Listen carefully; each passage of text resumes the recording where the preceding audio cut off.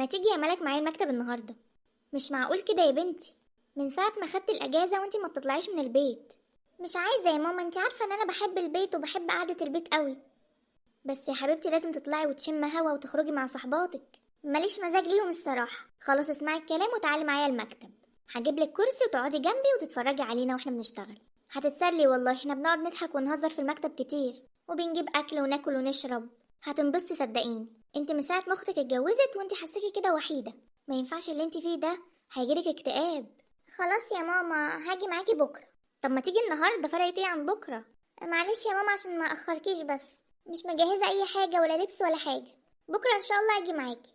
خلاص ماشي براحتك. يلا خلي بالك من نفسك، لو عوزتي حاجة رني عليا. حاضر يا ماما. انت فين يا ملك؟ انا في البيت. في حاجة ولا ايه؟ انا والبنات رايحين النادي دلوقتي. ما تيجي شوية، بقالنا كتير ما تقابلناش. مش عارفة. يلا بقى ما تبقيش بايخة. طيب حاضر ماشي، اسبقوني على هناك وانا جايه لكم. يلا باي باي. يلا خلينا نغير جو شوية. هو العميل بتاع شركة المية ما جاش النهاردة يا أستاذة ليلى؟ كلمي يا استاذة ليلى. معلش يا استاذ مصطفى، استاذة ليلى لما بتكون مشغولة خلاص ما بتسمعش اي حد. ما أنا واخد بالي. مش معقول يعني كل ده كلام ومش سامعانا؟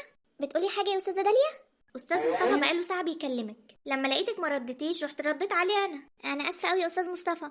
انا لما بكون شغالة والله ما بسمعش اي حاجة حواليا. ما انا قلت له كده. ولا يهمك، واضح إنك مجتهدة ومخلصة لعملك ما شاء الله. طب انا هطلب قهوة، حد عايز حاجة اطلب له معايا؟ لا يا حبيبتي شكرا. شوفي الاستاذ مصطفى. ممكن تطلبي لي معاكي شاي لو مش هتعبك يعني. حاضر من عينيا. إيه يا أستاذة داليا، ما ردتيش عليا يعني؟ بلغتيها باللي قلتهولك؟ قلت لها. وقالت لك إيه؟ الصراحة مش موافقة. مش موافقة؟ ليه؟ بتقول انها بقالها سنين طويلة ما اتجوزتش عشان تربي بناتها وتكبرهم. هتيجي على اخر بقى وتتجوز؟ مش بناتها كبار؟ ايوه الكبيرة عندها 21 سنة ومتجوزة، والصغيرة عندها 18. بس البنت بقى اللي هي عندها 18 سنة دي عايشة معاها لوحدها، ومش عايزة تدخل عليها يعني راجل غريب. ومين قال هتدخل عليها راجل غريب؟ أنا هجيب لها شقة وهنعيش فيها لوحدنا. والبنت تقريبا جدها موجود صح؟ ايوه. خلاص تروح تعيش مع جدها. والله ما اعرفش بقى يا استاذ مصطفى، انت بقى عايز تكلمها تاني كلمها. انا بنقلك بس اللي هي قالتهولي. او انا اسفة والله اني بقولك كده، بس انا مش طالعة بايدي حاجة. مالك اتأخرت قوي، شكلها مش جاية. اهي جاية هناك اهي. هاي يا بنات، كل ده كنت فين يا ملك؟ انت عارفة ان احنا بقالنا ساعتين واقفين الوقفة دي؟ ما هو على قلبكم زي العسل بقى الوقفة دي. اشمعنى يعني؟ بصوا وراكم انتوا تعرفوا. دول واقفين بقالهم كتير، شكل كده عينك زايغة عليهم. بس يا عبيطة دول مش ذوقي ابدا. احنا عارفين ذوقك طبعا، وعارفين ايه؟ شوجر دادي. شوجر دادي طبعا ده ذوقي.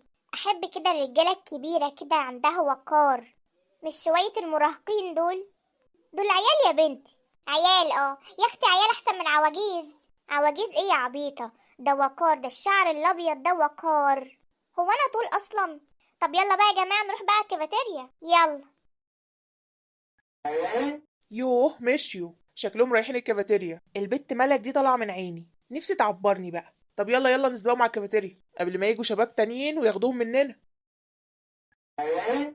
أستاذة ليلى، يا استاذ مصطفى، خير؟ تسمحي لي أوصلك في طريقي؟ شايفك بتركبي تاكسيات وكده، مش عايزك تتبهدلي في المواصلات. لا ما تقلقش عليا يا استاذ مصطفى، انا متعوده على كده، بقالي شهور شغاله في المكتب هنا ومتعوده على كده خلاص. طب لو قلتلك عشان خاطري؟ انا اسفه يا استاذ مصطفى، عشان يعني كلام الناس. انا واحده ارمله والناس كلامها كتير. ما انت لو تديني فرصة أقطع لسانهم، انت مش عايزة. اللي انت بتقول عليه ده مش هينفع خالص. ليه بس؟ أستاذة ليلى، أنا بحبك بصراحة. من وقت ما انفصلت عن مراتي من 10 سنين وأنا مفيش واحدة دخلت قلبي زيك. سبحان الله، فيكي قبول، كل اللي يشوفك يحبك. احنا زملاء بقالنا كتير وتعاملنا كله في حدود الشغل، بس يعني أنا اتعودت عليكي وتعلقت بيكي وتعودت أشوفك كل يوم. أنا لما بروح من الشغل بقول إمتى يجي تاني يوم عشان أشوفك. لو سمحت يا استاذ مصطفى، انا مش هينفع اسمع الكلام ده ومش هسمح بيه. عشان خاطري يا أستاذة ليلى، ادي لنفسك فرصة، ما تتسرعيش. والله مش هتلاقي حد يحبك زيي. يا استاذ مصطفى انا مش عايزه حد يحبني، انا طول عمري عايشه لنفسي ولبناتي وبس، وهفضل مكمله كده عن اذنك.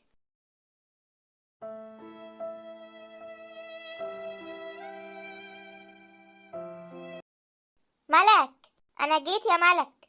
الله، ما بتردش ليه دي؟ ايه ده، انت كنت فين يا ملك؟ كنت مع صاحباتي في النادي يا ماما. وما قلتليش ليه؟ عادي يعني يا ماما، مش انت قلتلي اطلعي اخرجي مع صاحباتك؟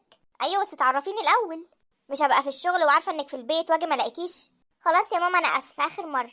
طيب، وانبسطتي بقى معاهم وغيرتي جو كده؟ لا يا ماما بصراحه انا حاساهم يا ماما كده ان هما مش شبهي. ازاي يعني؟ يعني تفكيرهم مش زي تفكيري. وانت جايه تكتشفي ده دلوقتي؟ ما انتوا صحاب بقالكوا كتير. ايوه بس في الاجازه دي احنا قربنا اكتر يعني، وبقينا بنخرج اكتر. وتفكيرهم بقى متغير عنك في ايه؟ ما انتوا سن واحد. يعني يا ماما بحسهم تافهين كده، تفكيرهم طفولي قوي. عارفه شغلي بقى اللي هو اقعد اعمل حركات كده علشان الشاب اللي قدامي يعجب بيا. مراهقين قوي. يا سلام يا اختي، على اساس ان انت ايه بقى، الناضجه العقله الكبيره اللي عندك 40 سنه؟ يا ماما النضج مش بالسن، انا بصراحه حاسه اني ناضجه عنهم، وعقلي كبير كده، مش متقبل التفاهه بتاعتهم خالص. انا رحت اغير جو ساعتين، الصراحه اتخنقت اكتر. مش لاقيه بنت اصاحبها تكون في تفكيري كده وبتفكر زيي بعيد عن التفاهات بتاعتهم دي. خلاص يا حبيبتي صاحبيني انا. طبعا يا ماما انت احلى صاحبه في الدنيا.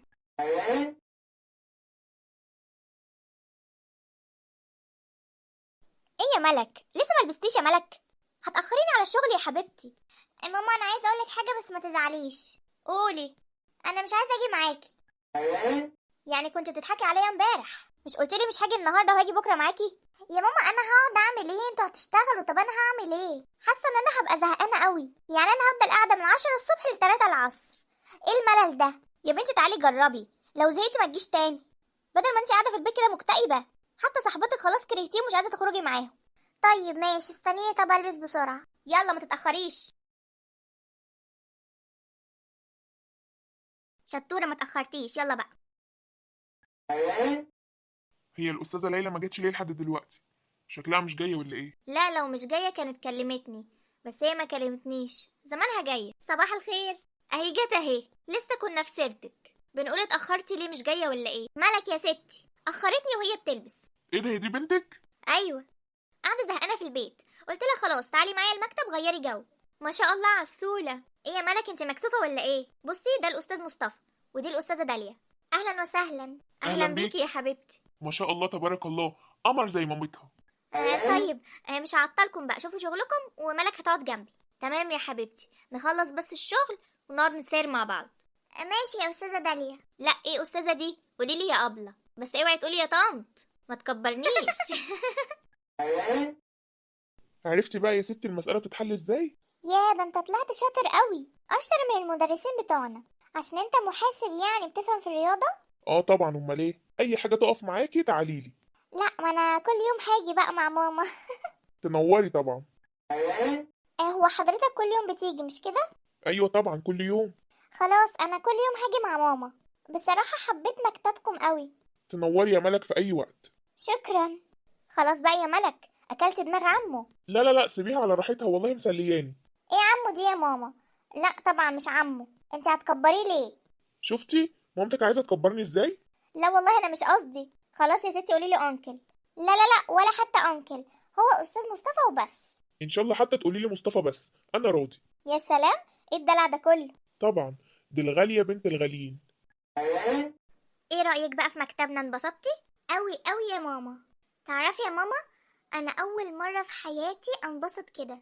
هو انت يا ماما ما قلتليش ليه على استاذ مصطفى ده من زمان؟ اقولك عليه ايه يعني، من ناحية ايه مش فاهمة؟ يعني ليه ما قلتليش ان واحد شغال معاكم جنتلمان كده، وطيب قوي كده، ودمه خفيف ومقبول وبشوش؟ ياه، من مرة واحدة شفتيه عرفتي عنه كل دول، ومن اول نظرة كمان. بجد يا ماما انا ما كنتش عايزة امشي من المكتب. سبحان مغير الاحوال، بقى دي منظر واحدة الصبح كنت بجرجرها على المكتب بالعافية ومش راضية تيجي. سبحان مغير الاحوال فعلا. عن اذنك يا ماما، انا داخلة اوضتي شوية. الله، مالها دي؟ ان شاء الله حتى تقولي لي مصطفى بس، انا راضي. شفتي مامتك عايزه تكبرني ازاي؟ ما شاء الله، قمر زي مامتها. ايه ده يا ملك، لسه ما غيرتيش هدومك؟ يلا انا جهزت الغدا. ملك انا بكلمك. بنت يا ملك. ها؟ ايه يا ماما، في ايه؟ في ايه انتي؟ بقالي ساعة بكلمك. ده انتي مش حاسة بوجودي خالص بقى. معلش يا ماما، بس كنت سرحانة شوية.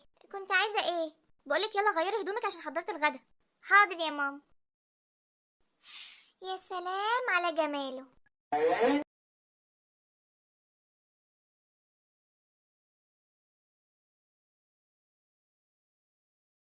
شفتي بقى يا ليلى، خليت بنتك تحبني وتتعلق بيا ازاي؟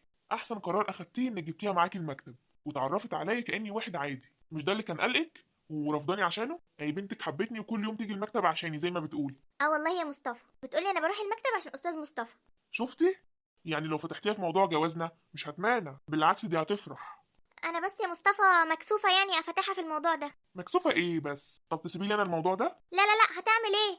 انت اللي هتقول لها. مالكيش انت دعوه، هي هتقبل مني كل كلمه ومش هتزعل منك ومش هتعارض ابدا. طب هتقول لها فين؟ مش هينفع في المكتب يا مصطفى. لا لا لا، مكتب ايه وانا عبيط؟ انا هتصل بيها واقول لها تقابلني بره، هقول لها انا عايزك في موضوع كده، وهي طبعا هتيجي وقتها بقى هقول لها، وانا متاكد انها هتفرح قوي بالخبر ده. مش عارفة يا مصطفى، انا خايفة قوي من ردة فعلها. هي بتحبك ومتعلقة بيك زي باباها يعني، عشان انت عارف ان باباها متوفي وهي صغيرة خالص، فما لحقتش تشبع من حنان الاب.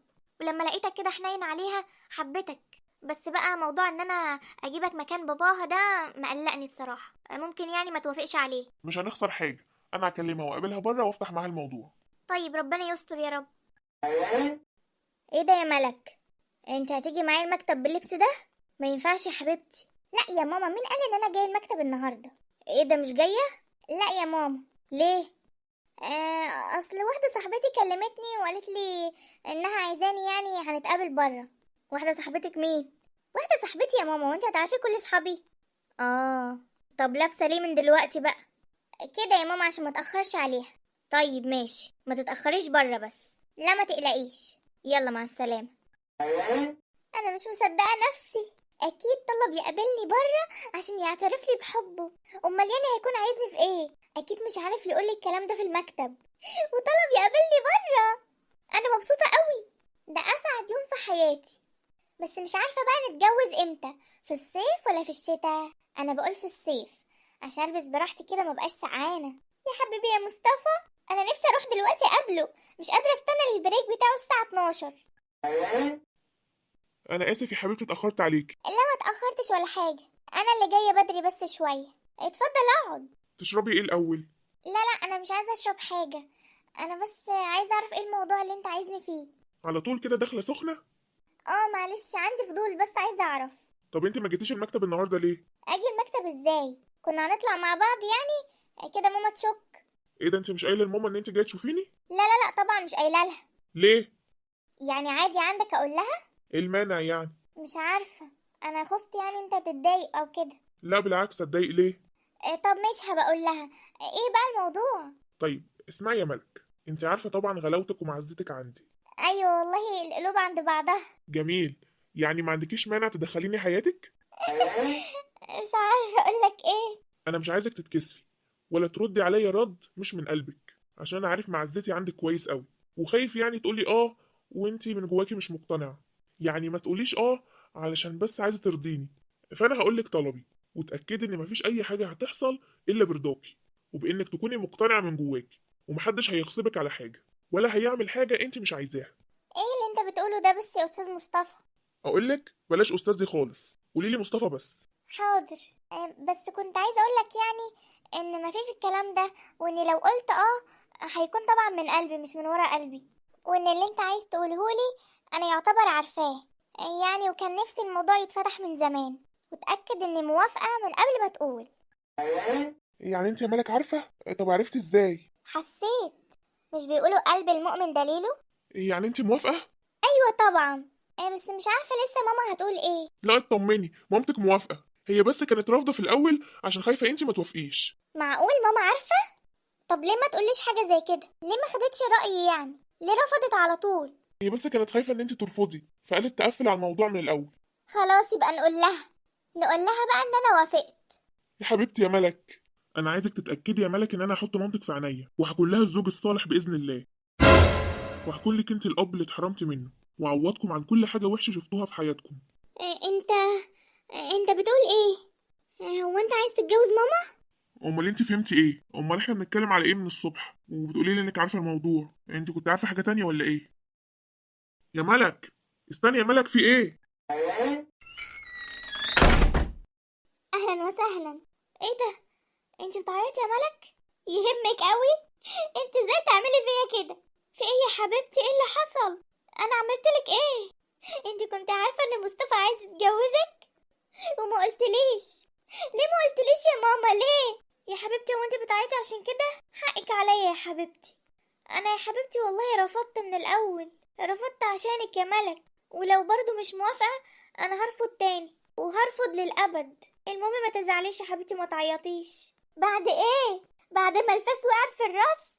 قصدك ايه؟ انت عارفه ان النهارده كنت بقابله ورايحه وانا متاكده انه هيطلبني انا للجواز. ايه اللي انت بتقوليه ده يا ملك؟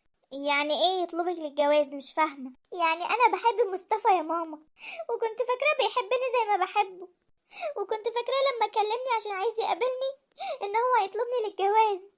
بس انا اتصدمت لما عرفت انه بيحبك انت وعايزك انت. بتحبيه؟ بتحبيه ازاي؟ انا مش مستوعبة. ايوه بحبه يا ماما، بحبه من اول مرة شفته فيه. انا قلبي مجروح. انا لو اعرف كده ما كنتش فكرت فيه خالص. انت سبب في اللي انا فيه. هو انا هعرف منين انك بتحبيه يا ملك؟ ليه يا بنتي ليه؟ ليه تشيليني ذنب كسرة قلبك؟ خلاص، اللي حصل حصل. روحي اتجوزيه، انا سامحالك. روحي قولي له انك موافقة وهتتجوزيه. روحي. ولا تقولي له ليه؟ هو عارف اصلا انك موافقة، وانتوا الاتنين اتأمرتوا عليا وعملتوا عليا فيلم وكسرتوا قلبي. لا يا حبيبتي والله العظيم انا ما اعرف حاجة ولا اعرف مشاعرك دي ناحيته. هو انا اعمل فيكي برضو كده يا ملك؟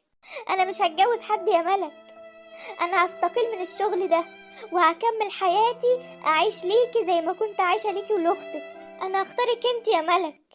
انت عدي بالدنيا وما فيها. انت يا حبيبتي اللي حصل. هنفتح صفحة جديدة.